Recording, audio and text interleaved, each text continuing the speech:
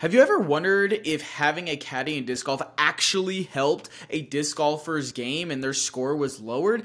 In this episode, we explore that topic with good friend of the show, Craig Nettleship, as well as his caddy, and we learn about the relationship between a disc golfer and the caddy. Not only do we learn about this relationship, we learn about the advantages of having a caddy, and we learn how you, the listener, can actually improve your disc golf game by having a caddy, and what you can take from those experiences, even if you never have a caddy, what you can do for yourself as your own caddy to improve your disc golf game and lower your score.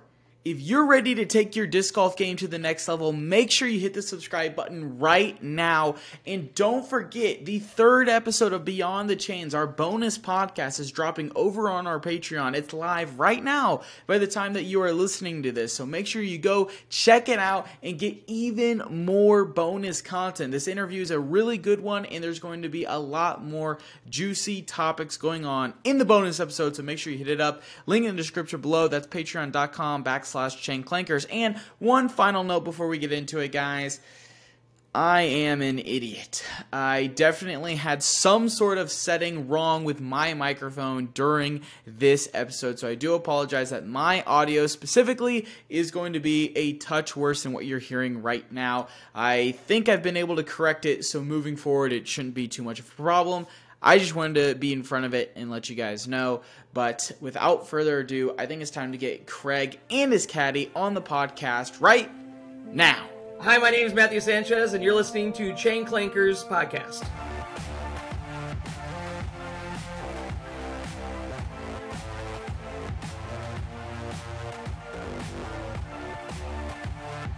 Alrighty, everyone, super excited for today's episode. This is going to be a very thought-provoking episode here. We've got our good friend of the show, Craig Nettleship, joining us once again on the podcast with his caddy that you heard in the intro, Matthew. Super excited to sit down, talk to you guys about your experience at the World Championships, understand a little bit more about that player-caddy relationship, and so much more coming up in this episode. Craig, how are we doing tonight, man? Doing fantastic. Great to be here. Yeah, Craig, Matthew. Craig, thanks for coming back again. We're going to keep having you on if you want to keep coming back. Matthew, looking forward to getting this little caddy talk going and hear your guys' take on all the tournaments. We had a little discussion before the show started, and I'm excited to dig into that a little bit more and let the guests hear as well. Yeah, absolutely. And just before we get into that, I want to give everyone just a quick, brief background of kind of your guys' stories in disc golf. So maybe, Matthew, why don't you start us off? How long have you been playing disc golf? Kind of what got you into disc golf in the first place? I've been playing for about 18 years, but I really didn't have anybody helping me. I was always the best player in my group until I met Craig. And so I've been playing with Craig for the last 3 years, where I've spent a lot more time focusing in on getting to be a better player and obviously learning how to be a caddy. He likes to remind me that he's going to turn me into a good caddy one day. Man, just gotta throw that in there, Craig. Come on. Let me tell you, Matt is a fantastic caddy, and we'll talk about what really makes a good caddy. So the old joke when I played the golf with the ball and the stick was there's 3 rules to caddying: keep up, show up, shut up. That was the old one. And that's awesome. So you said you've been playing for 18 years, Matt, right? 18 years? Yes.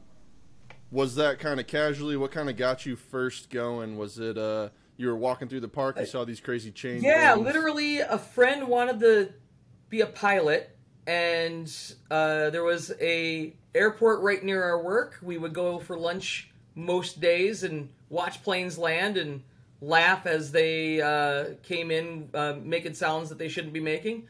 And we noticed that there were these baskets sitting behind us, and one day we decided to go over to a local store that's unfortunately no longer with us and bought our first discs. 18 years later, I am playing on a daily basis, and he is a pilot. Nice. So Your buddy hit his end goal, and you got stuck throwing plastic frisbees. I found a new goal. Oh, when you put it like that, Trey, that's funny. So how'd you meet Craig? Where does Craig kind of come into this dynamic? How long did you play before you and Craig linked up? So I met Craig 3 years ago, and right at the beginning of COVID, my eldest son got up one day, and everybody's stuck in the house, and he goes, "Dad, I want to go play disc golf." And of course, I'm in for that. I had taken a few years of lighter play due to work and such, so I started going out, and I had a friend from the board game world who he always told me, "Come out and play disc golf with us." And so I invited him out, and he brought some guy with. He asked me if he could bring some guy with, and that guy was Craig. Now I play with Craig 5 days a week in the summer at least, and in the winter we still play 2-3 days a week, just on smaller, shorter courses that we can do it standing still, hopefully. Yeah. A lot of snow up here. Yeah. Man. Quentin, is that going to be us someday? I can't imagine being able to play 5 days a week. You can probably play 5 days a week. But, I think it's a little harder for us when we're like, okay, how are we going to play today and also record 5 videos at the same time? So, like, if we would just go with the dedication of playing, I feel like we could make it happen. But yeah, that's really impressive. Definitely, that would be a goal in life for sure. So, Craig, maybe give everyone a quick little background. We've had our episode with you already, so if you guys are interested in hearing more about Craig and kind of what we discussed in that episode, definitely go check it out. There will be a link in the description below. But just real quick, maybe give a summation of how did you get into disc golf, and what your skill level is right now, what you're aspiring to do, and kind of will flow into this Sure. championship talk. I've been playing for 10 years. 10 years this past April. I got into it because my brother-in-law had been playing a couple of years. I was in Atlanta visiting for Christmas, and he kind of hounded me about coming out and throwing with some of his friends, and went out, played, thought nothing of it, honestly. It was great to spend time with my brother-in-law, and he and I have become really close since then because of disc golf, so there's a thing there that you can see in the other video. So fast forward to April 2012, I'm walking through Eden Prairie Center, which is a mall here. I see air traffic, and I remember discs, and I see these wall of discs. I go in and I buy one disc and just started throwing because I had nothing much else to do at that time of the year here.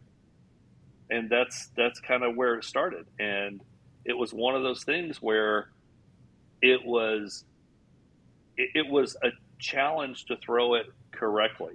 And the challenge is part of what hooked me and continues to keep me hooked. And for reference, that is the same store that I was referring to. So we both bought our first discs from the same store. Yeah, that's awesome. It sucks seeing those kind of, I guess, mom and pop brick and mortar type shops disappear over time, but unfortunately, it's kind of how the world works sometimes. So just really quick, Craig and Matt, you guys say you play 5 times a week, and Craig, 10 years ago, you loved the challenge of figuring out how to get better. So what continues to motivate you to continue to want to play, besides obviously the brothership and the friendship that you guys have created and with you and all your other buddies that you play with? But like, what is it that drives you to want to play as often and as you guys basically can? It sounds like every year I go and I set goals, and this is a good tie-in, to the World Championships that Matt and I just participated in. So to get to the World Championships, you have to score enough points in the prior year to receive your invitation. You can't just pay the money and go. You have to earn it. So that prior year, I played a number of tournaments, mostly in the MPO division, not even in the Masters division where I am, because when you play in the MPO division, the Open division, it's a much higher multiplier. So if you beat, 5 people, it's a, 6 times multiplier versus a 2 times multiplier, that kind of thing. And that's basically how I earned my way on. So if you're looking to go to the World Championships, it's at least a 2-year commitment. It's the first year earning your points, and it's the second year keeping your practice at a high level and going for it. So let's talk a little bit about that preparation, right? So at what point during this timeline were you committed to, okay, I am going to go to the World Championship, I now have enough points? How would you then prepare for that? Sure. And Matt, this is a great time for you to hop in. I'll start it off and then you can continue. So once I felt I had enough points, that's great, but I hadn't received my invitation yet. So things were beginning to ramp up. Minnesota, up until late April, it's really hard to get out and practice because of the level of snow that we have. So when the snow kind of broke and I got my actual invitation letter, which I think was March-ish, that's when things kicked into high gear. And Matt got very creative on things to do. He also put together meetings with other players that helped me in my game. And so I'm just going to kind of hand that over to Matt and let you talk a little bit. Sure. Yeah, he mentioned a couple of things there. The first thing I saw was the course that we were going to go to, and obviously we have the privilege of being able to watch lots of video of Northwoods Black and Lake Eureka, and we could see what we were dealing with. At the time, Lake Eureka was less of a concern than Northwoods Black because of the nature of the tunnels and everything. So we started focusing on hitting lines. We have some nice courses here for maybe not Northwoods Black level of difficulty, but definitely you got to hit some gaps and have some distance. And I realized, and I think Craig realized as well, that his forehand was something that he avoided using. He would pull it out every once in a while. So we went out of our way to throw a lot of forehand rounds, and I reached out to some of the local pros, like Ryan Sheldon is a name that a lot of the disc golf world has gotten to know for his forehand. And we went out and played rounds with those people to let them talk to Craig about his forehand and how he can bring it up to an area where he can be more confident that if he gets in a situation where he's stuck and he needs to throw a forehand, he's going to be able to confidently throw it in a pressure situation. Craig's been playing so long throwing turnover backhand shots that it was never in my mind that he would be throwing a drive with a forehand. That was never in the plan. But getting out there and getting stuck, pinched up against the tree, which is inevitably going to happen on that course, he needs to be able to lean out and rip a real strong forehand. And with confidence. We pressure putting. We played a lot of putting games where we would go out and put a couple dollars on it here and there, just something to make it matter more than we're practicing putting. And we would play various games that I'd come up with, or I'd steal from some YouTube channel. Try to steal from all of them equally. And we would, work on those pressure situations. So, Matt, sounds like we can get into this in a minute, but it sounds like you kind of took this as, not obviously. For those of you listening, Matt is Craig's caddy in this situation, and it almost sounds like you kind of became his almost like coach in a way. Mm-hmm. The way you kind of explained what you were thinking through and how you attack the plan. That was definitely how I took the springtime. It was Craig's been coaching me for the past 2 years. It was my opportunity to really turn the focus back on him and see. I'm very analytical in how I approach the course, and I wanted to look at what we needed to do. We do a lot of things, whether it's for Northwoods Black or some tournament here. We will go out and, that course might be 2 hours away, but we'll go test it out. We did a trip in May to Illinois to try out Northwoods Black and came back, and we would find similar holes or just go out in the field and say, hey, you need to throw a 250-foot shot that's going to turn over And we would, guesstimate if we think it was a good shot and try it again. If you do whatever you can to be ready for the situation. And by spending the time coaching him and him allowing me to coach him, we got into that spot in Worlds, and we've been through it. We've talked through those situations of, hey, if you're in this situation, what would we do? Our friends at our weekly league, they would often, over the last year, make comments to us about no coaching in the league rounds because we do it to each other. We do it back and forth. If we're in a situation and we're not sure what to do, we'll reach out to the other one if we're on the same card and, hey, yeah, we're competing against each other, but right now it's about learning. And so we definitely took as much advantage of that as we could. And Craig, how did you take that initially? I feel like a lot of people nowadays almost don't want to be coached or don't want to be criticized or are scared of that failure or having their failures exposed in front of them. So was this something that you were actively and openly asking for? Did it just kind of come along here and there and you're like, oh yeah, you're kind of right here, I guess. Maybe I should keep, kind of talk me through how that worked for you. Well, I guess the first thing I would say is it comes very much down to, and it comes down to the relationship. Matt and I are very, very good friends. We're very close. And because of that, I knew whatever was going to come out of that man's mouth was for my best interest. I knew he and I were on the same page. And I looked to him not only as, as a great friend, but yeah, as a coach, because so the title caddy is sometimes misunderstood. A caddy is not just the person that carries the bag.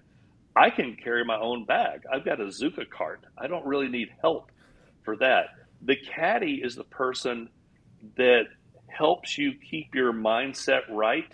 And when you're in a questionable situation, notably, I got injured badly on round 3, hole 13 or 14. And Matt can talk about it, about what happened. If he wasn't there, I was walking off the course. It was that bad. But because of him and because of him being my seeing eye caddy, no pun intended, we made it through it. And I ended up scoring okay. So we've kind of talked about this with a couple other guests about caddies and, people messaging and just kind of, hey, let me be your caddy type of situation.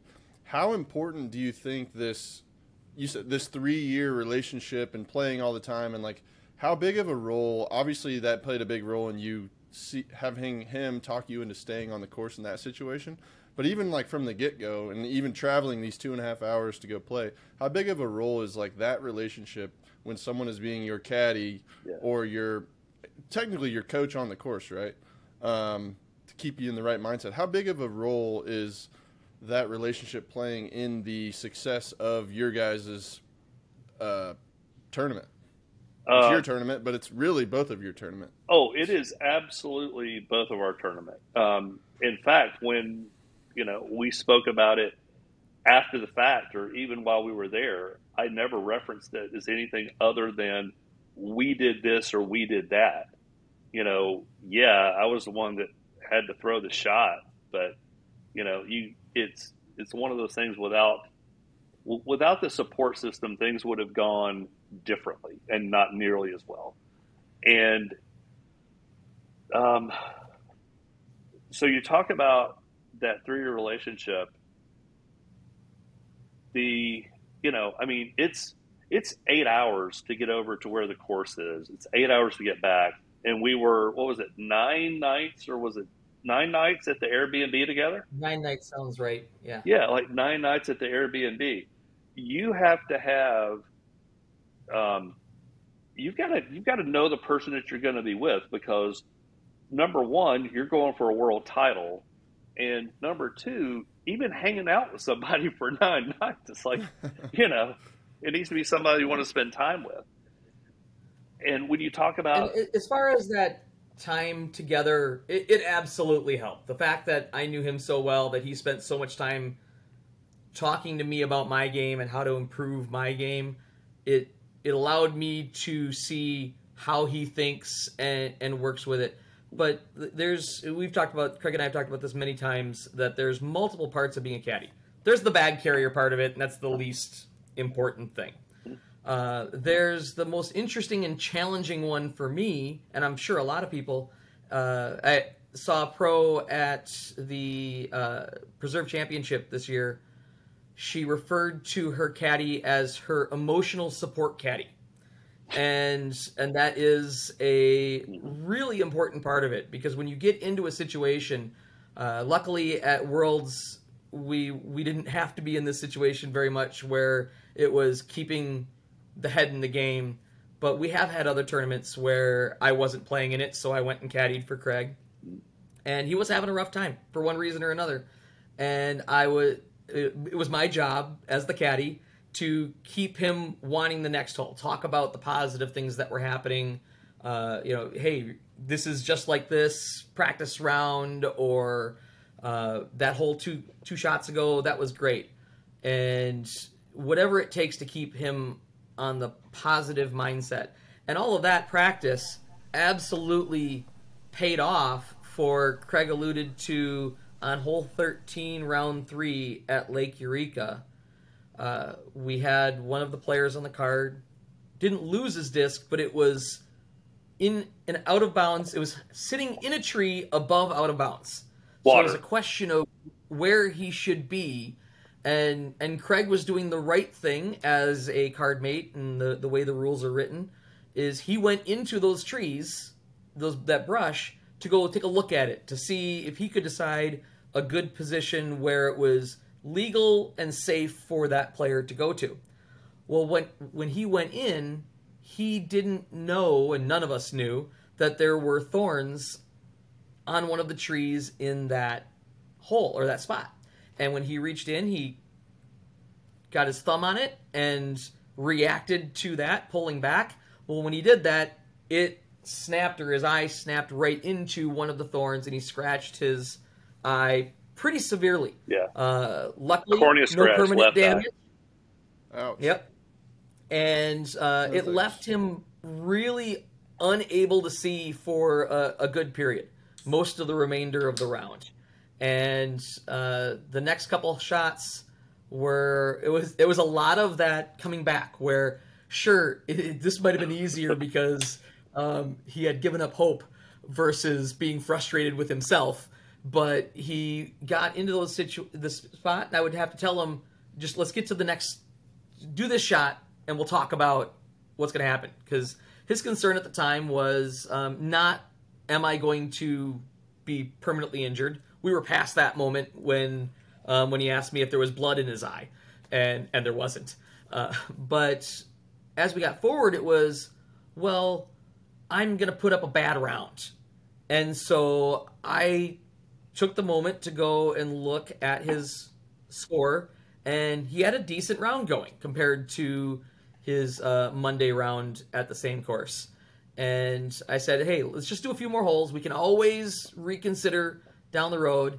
And those first 4 or 5 shots, he said it earlier, his seeing eye caddy, I literally had to tell him, do this shot with this disc in that general direction.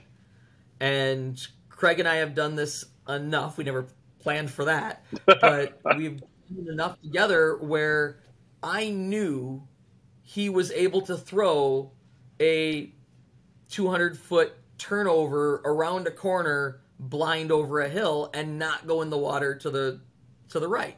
I did tell him I'd go in after his disc if that happened, but I did ask him to do that shot, and he did it better than anybody could have ever imagined on that shot. And that was really the shot that got him going, okay, we can continue. Let's see what happens down the road. I hadn't fully convinced him yet that we were finishing the round. But then it was parred that hole, which parring hole 13 at Lake Eureka is no joke, especially blind. Right. The hole 14 is not an easy hole, and he was able to get through it. And then we got into a little bit of an easier area where there was a lot less risk, and he needed to just get through it, and he did. One bogey in that section, if I remember right.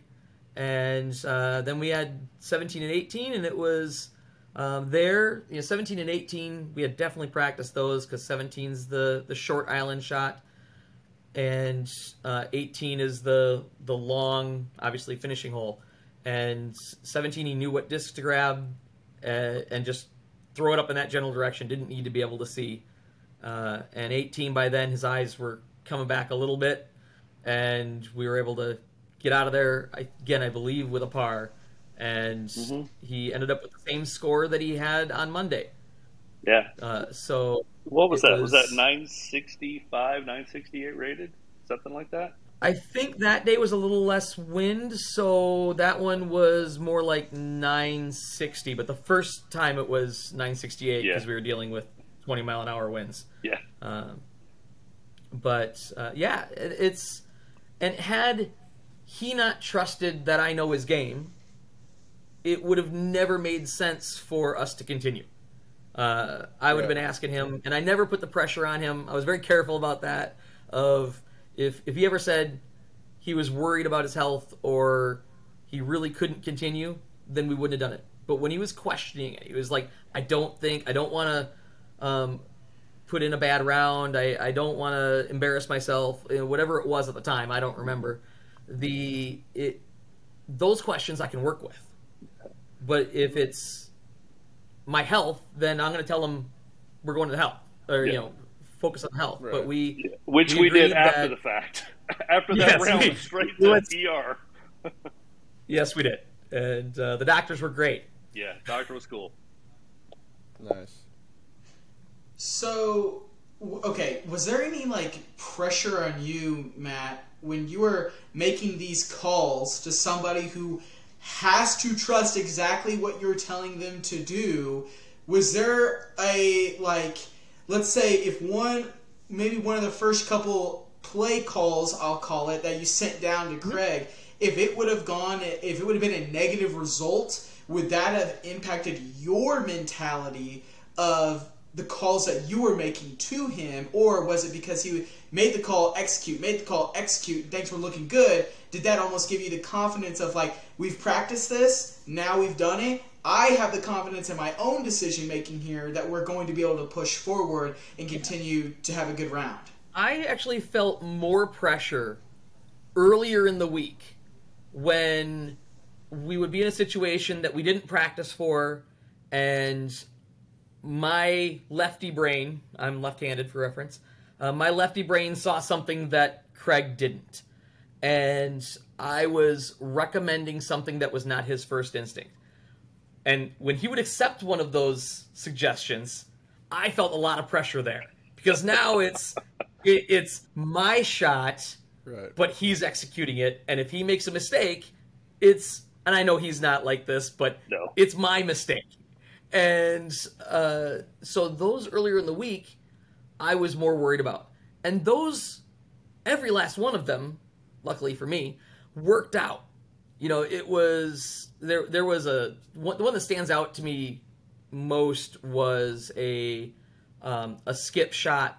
He had hit first available. It happens to everybody, and ended up pinned in a position that he didn't ever dream of being in the practice rounds. And he was asking me about shooting a big wide hyzer out to the side, and I'm like, "There's no way you're getting back left far enough for the basket to get out of here with a par." And he had just come off a couple holes that he wasn't happy with. So I wanted to keep his mindset positive, and I decided that this was the time that we take a higher risk recommendation, and that was the skip shot. And I explained it to him, and he believed me, and he went with it, and he nailed it. And the fact that that relationship had happened in this tournament 2-3 times beforehand, and I really felt a lot of pressure on every one of those. I didn't let him know that at the time, but I definitely felt it. When we got to this, I think we were both in the same boat there of there was no pressure at that point. It was, if things go wrong, it's an injury Yeah. And there's nothing you can do about an injury. If things go right, then, heroics. But we were just focused on, and really more than ever anywhere else in the tournament, before or after, it was literally the next shot. The only thing that existed was get us out of this next shot. And you mentioned if something doesn't go right, the first shot after the tree incident was literally, unfortunately, a drop zone. He was up in a drop zone that we really didn't think that was going to happen. He went out of bounds in an area that we didn't even think was possible. And I had said, looking down the fairway, I'm looking down, you can't. And there's one tree you need to miss. Just get it under that. We don't care about how much distance you get. As long as you don't hit that, we're going to be fine. He hit that. And he hit that and kicked right. And that's what led us to that big turnover shot that I was talking about, where he's way right of where he wants to be. He's in no position to throw out over the water because he can't aim. And we've got to throw up and around. And I described that hole, but 13 is far worse than anybody on camera could ever imagine. And he got a round of applause from the other players because of how great that shot was. He ended up about just circle to edge from a blind around the corner,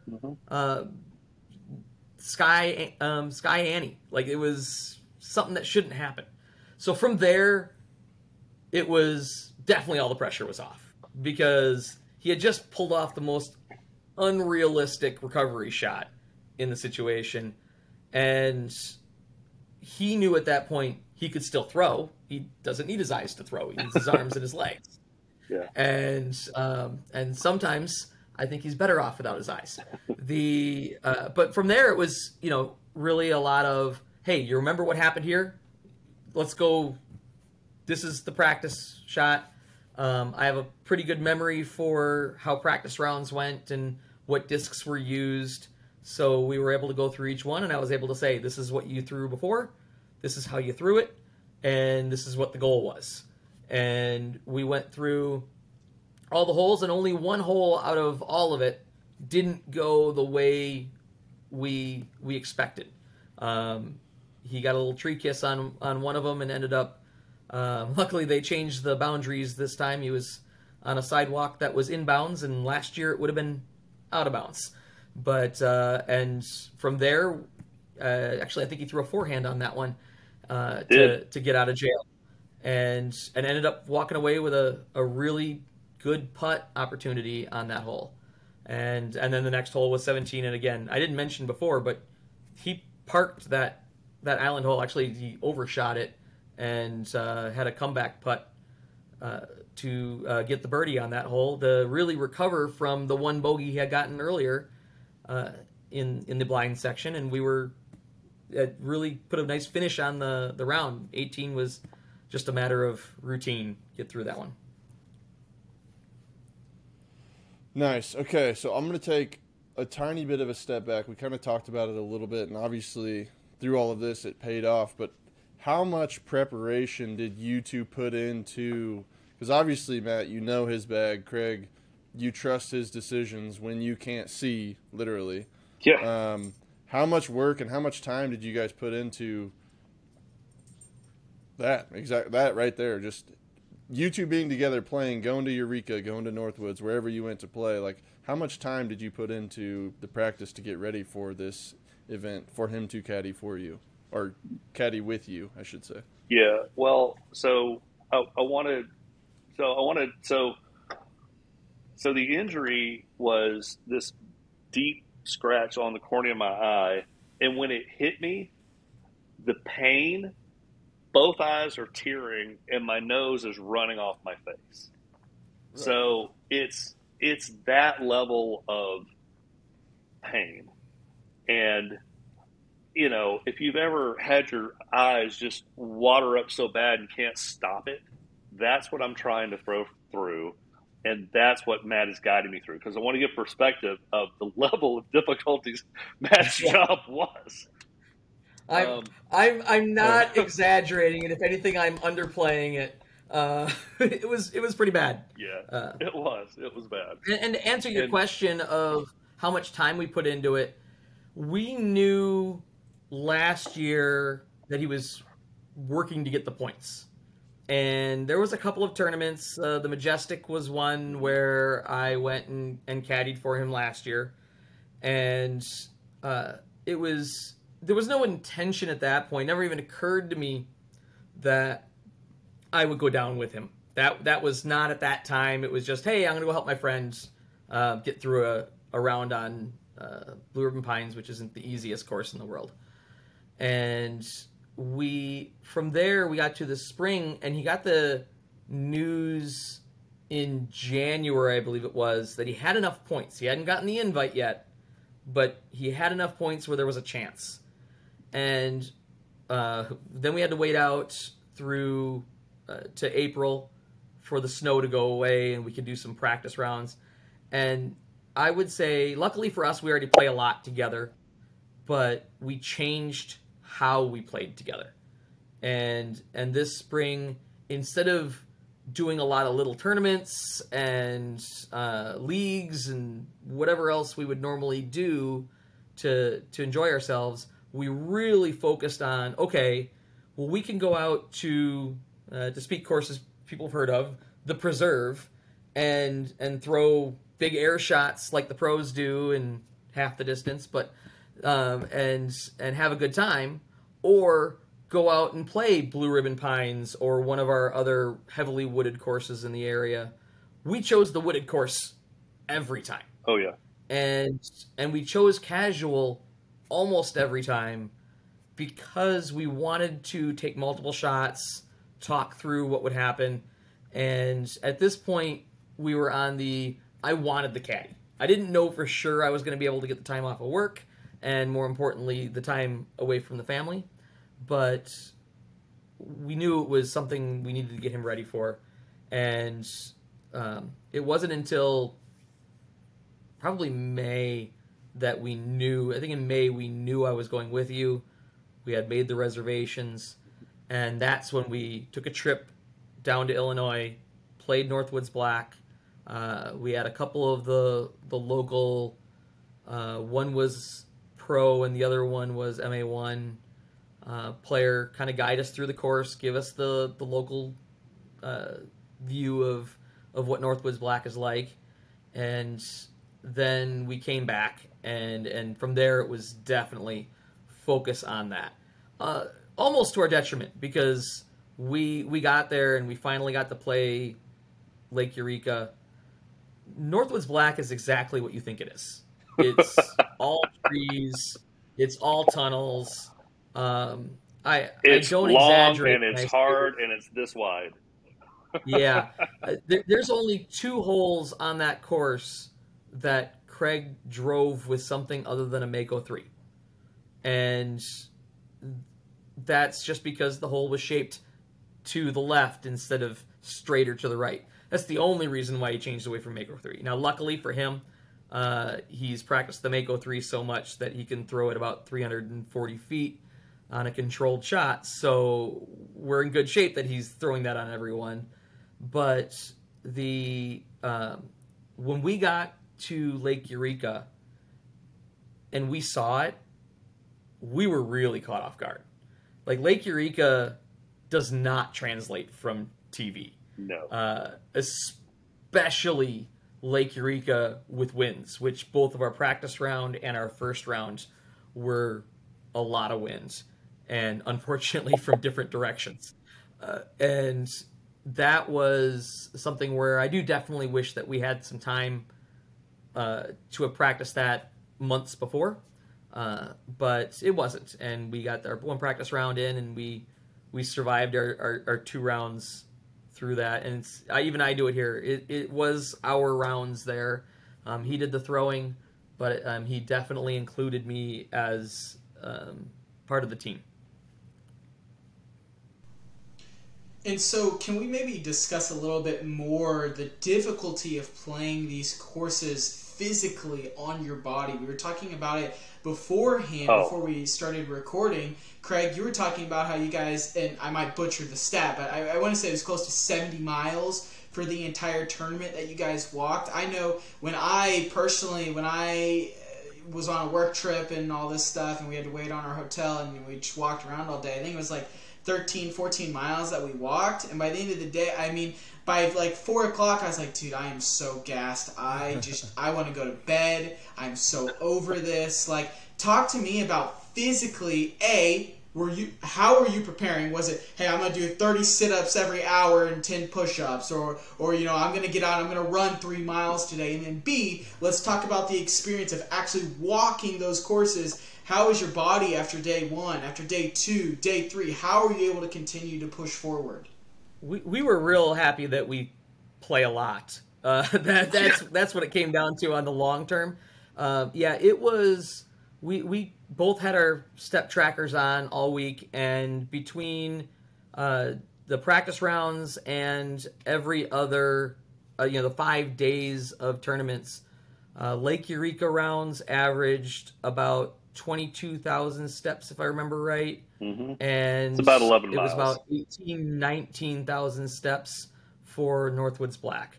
Lake Eureka, there are some long walks between holes, and it's not a short course.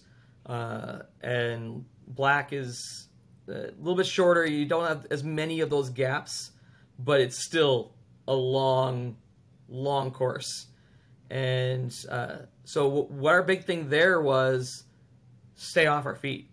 We did not go and do the baseball game. We did not go do the players party.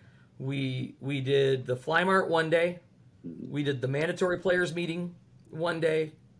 We did our practice rounds, and we did the actual rounds.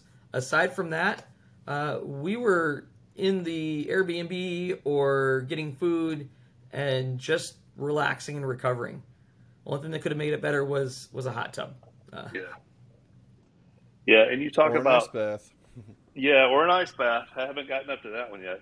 Yeah. But you talk about recovery and training to get ready. I wish I did more training to get ready from a exercise perspective. Now, I was so there's a place here called Stretch Lab, and I was going there 2 or 3 times a week. So my flexibility was increasing actually quite a bit. And I did it for about 3 months prior to going and playing the event. I think that helped quite a bit, and I stretched a ton while we were there. But I really do wish that I would have, much as I hate to run, I wish I would have done some running to keep up. And by the time you get to the end of it, you're just beat. It's a grind. I mean, it's 5 rounds, and so not only is it the amount of miles you're covering on your body, but the rounds are not short. This is the World Championships. These rounds take a while. So, staying hydrated on the course and eating on the course and all that stuff. I honestly wish I did more. If someone is out there wanting to, considering this, and they know now they know it's going to take about 1.5 years, 2 years just to get qualified. And then now they know, no matter the course, right, it's going to, it might not be Eureka, Northwoods Black long, but even Emporia, Kansas, the Worlds for the not Masters Worlds, just regular Worlds, those courses are long. It was 96 degrees. Oh, yeah. Like the same type of situation. What are 5, let's say 3 to 5 things you would tell somebody to focus on who is wanting to pursue a world championship of some sort? So the first thing, we'll go from just the general body perspective. Get your cardio, get your aerobics up. Go spend time outside running. It doesn't have to be fast, but get it to where if you can do 3 or 4 miles and not stop, you're going to be just fine on the course, because you walk a ways, then you stop, your play partners throw, and you walk a ways. and you'll be just fine. And you will be much, much fresher at the end of the day. The next thing that comes to mind is get out, make it a point. You need to play the courses you're going to play before you get there. Scouting the course is imperative. When Matt and I went down for Northwoods Black, I'd watched video on YouTube. I saw it. I, air quotes, knew what to expect. Coverage does not do any course justice.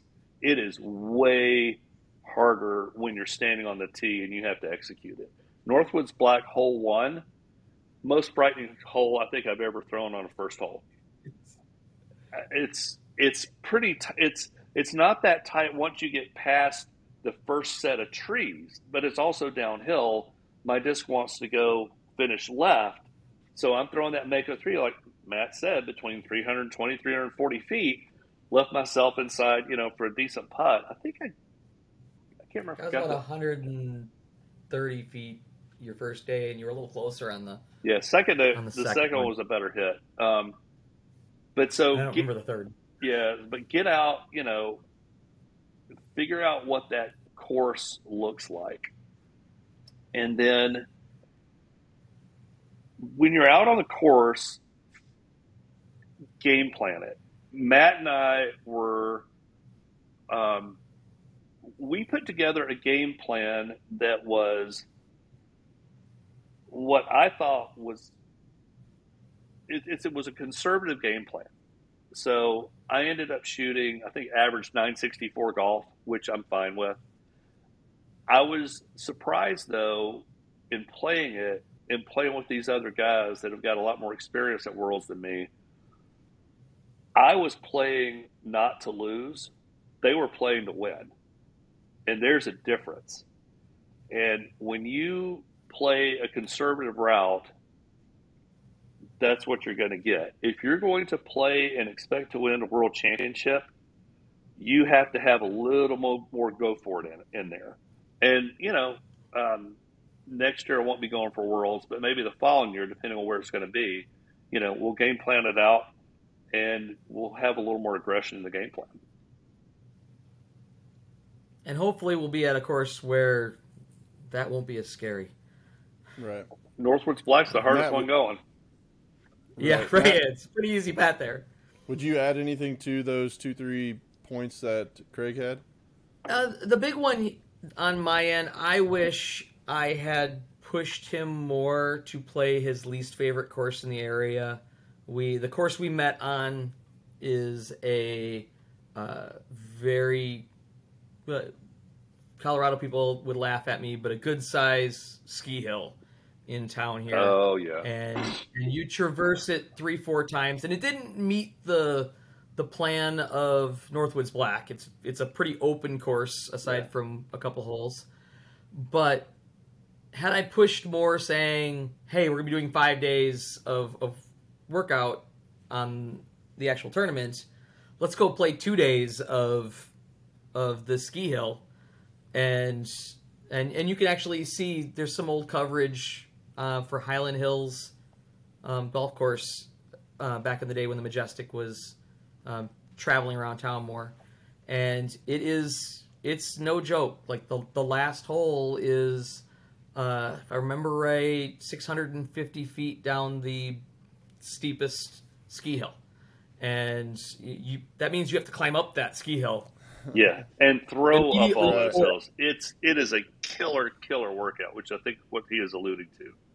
Yeah, I wish we had done that. And it's a fine course. It's not the best course, and just because it's a lot of open uphill downhill shots, and that's not Craig's favorite thing in the world because you get exhausted just to throw a hyzer bomb.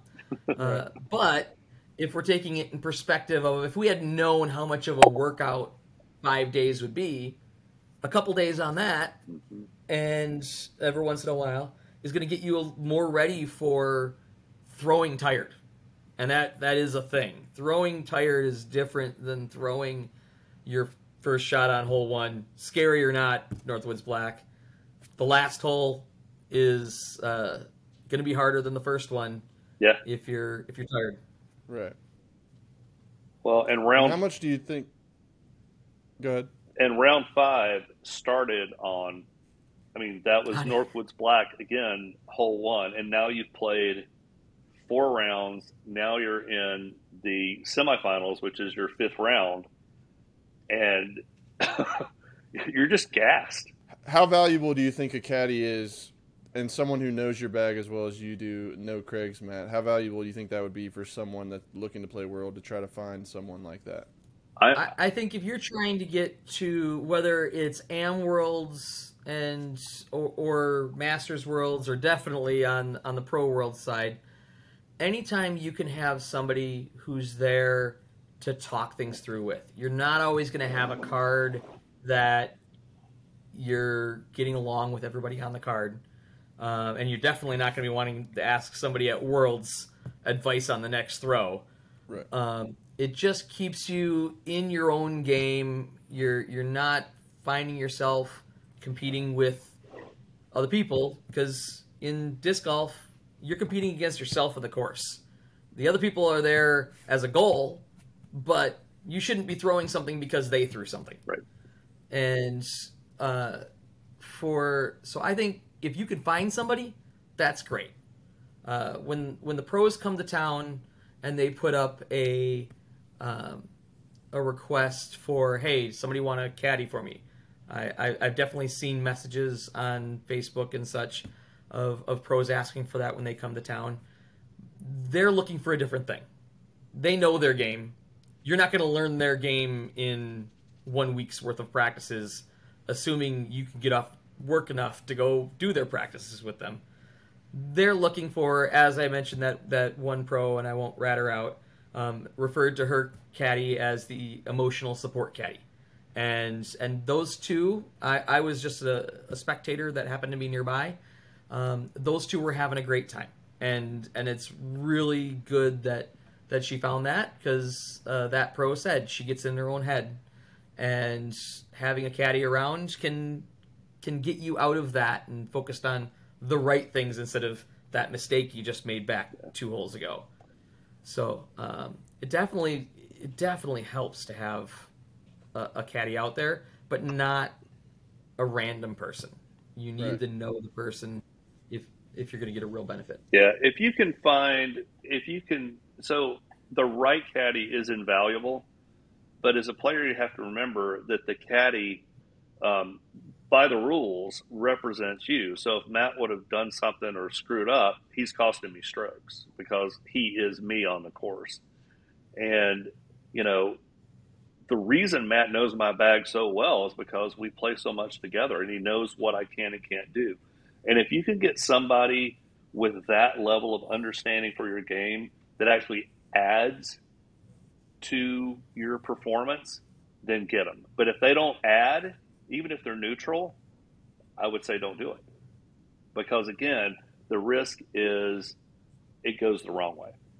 I think this is a fantastic stopping point, because I want to learn more about what is the wrong way. And we've kind of discussed a little bit about, if you aren't able to have a caddy, some things that you can keep in your own mind to still play good and kind of overcome those challenges. And we're going to hit that even harder in the bonus Beyond the Chains Patreon episode. So you guys need to make sure you're signed up for our Patreon, patreon.com/Chain Clanekrs, to get access to that. So head over there right now. You're going to hear even more on this conversation, and you're not going to want to miss these tips. We will see you guys over there. Craig, Matthew, thank you guys so much for joining us on this episode. Before I hit the stop record button, where can people connect with you and continue to learn more about your disc golf journey? You can find me on Instagram. That's at CraigN5, CRAIGN, and the number 5. I am not a big social media guy, so you can get to me through Craig. Perfect. There we go. Thanks, guys. We will see you guys in the bonus episode, Beyond the Chains. Make sure you guys go hit it up, and I know the content over there is going to be fantastic.